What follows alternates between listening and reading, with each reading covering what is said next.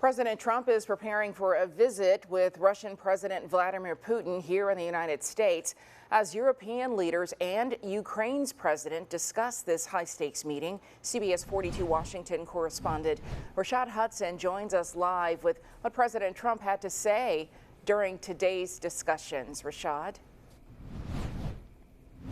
Hey, Sherry, President Trump told European leaders he will push for a ceasefire when he meets with Russian President Putin later this week in Alaska. But Ukrainian President Zelensky said the world should not be fooled by Putin's tactics.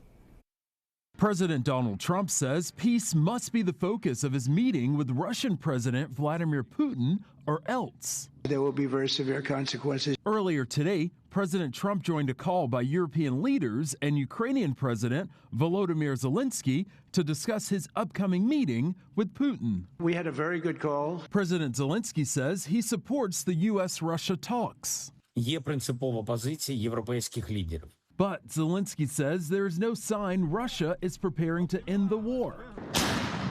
Zelensky told the group Putin is bluffing, using heavy tactics along multiple fronts to create the illusion that Russia could seize all of Ukraine. As of now, the White House says Zelensky will not be at the meeting about the fate of his country. He hopes in the future there can be a trilateral meeting with these three leaders to finally bring this conflict to an end. And President Trump says if Friday's meeting goes well, a meeting with all three leaders is on the table. We'll have a quick second meeting between President Putin and President Zelensky and myself if they'd like to have me there. And that big face-off between President Trump and President Putin will take place on Friday in Anchorage, Alaska. Sherry? Rashad, the mention of very severe consequences. What would that look like if Russia rejects a ceasefire?